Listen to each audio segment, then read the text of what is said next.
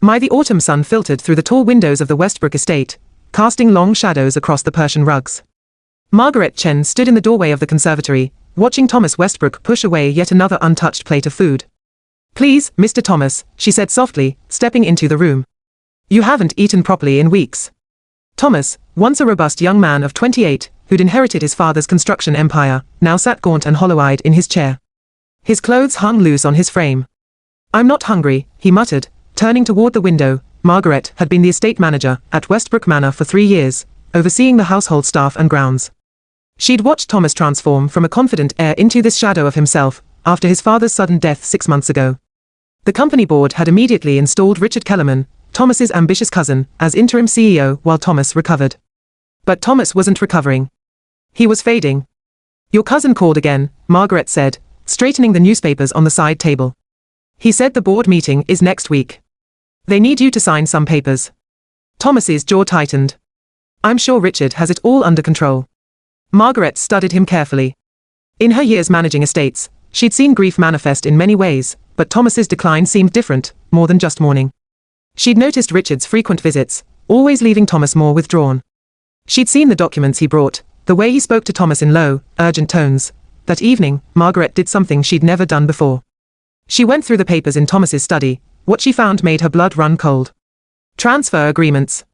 Power of attorney documents. A will amendment leaving everything to Richard. All dated within the last 2 months, all signed in Thomas's increasingly shaky handwriting, but it was the small amber prescription bottle she found hidden in Richard's coat pocket, left carelessly on the hall stand, that confirmed her suspicions. The label read, 4R, Kellerman sleeping medication warning, may cause appetite loss, confusion, and depression if used long-term. Margaret's hands trembled as she photographed the bottle and the documents with her phone. The next morning, she arrived at the kitchen earlier than usual. Instead of preparing Thomas's regular breakfast, she began cooking dishes her grandmother had taught her, fragrant congee with ginger, steamed fish with scallions, nourishing bone broth. Simple, healing food, but she didn't take it to Thomas directly. "I'm feeling unwell," she told the other staff members. "Could someone else deliver Mr. Thomas's meals today? I've prepared everything." For 3 days, she stayed away from Thomas's wing, letting the food speak for itself while she worked quietly on her plan. She called her brother, a lawyer in the city. She reached out to old contacts from her previous positions. She documented everything. On the 4th day, she found Thomas in the garden. He was standing, actually standing and walking, for the first time in weeks. There was color in his cheeks. "Margaret," he said, and his voice sounded stronger. "I don't know what you've been putting in the food, but I actually feel hungry. For the first time in months, I wanted to eat." She smiled gently. "Just simple home cooking, Mr. Thomas. Nothing special." "It is special," he insisted. "Everything's been special since you took over the household. This place actually feels like a home again." Margaret took a deep breath. "It was time. Mr. Thomas, I need to show you something. And I need you to trust me." In the study, she laid out everything she'd discovered, the photographs, the dates, the prescription bottle, the transfer documents. She explained how certain medications could cause the very symptoms Thomas had been experiencing. How someone could use them to make a person compliant, suggestible, depressed. Thomas stared at the evidence, his face cycling through disbelief, horror, and finally, rage. "Richard has been poisoning me." "I believe so," Margaret said quietly. "The medication in his coat pocket is prescribed to him, but I think he's been putting it in your food. Making you too weak and confused to resist signing away your inheritance." "But why would he keep the bottle?" Thomas asked. "Arrogance," Margaret replied. "He didn't expect anyone to look. Certainly not the help." Thomas sank into his chair, but this time not from weakness, from the weight of betrayal. "My own cousin. After my father died, he was the only family I thought I had left." "You have more than you know," Margaret said. "I've contacted my brother, he's an attorney. These documents can be challenged. And I've documented everything. But you need to be strong enough to fight." "I don't know if I can," Thomas whispered. Margaret knelt beside his chair, her voice fierce. "Your father built that company from nothing. He gave employment to thousands of families. Do you think he'd want Richard, who sees it as just an asset to strip and sell, running it into the ground? You owe it to your father's legacy.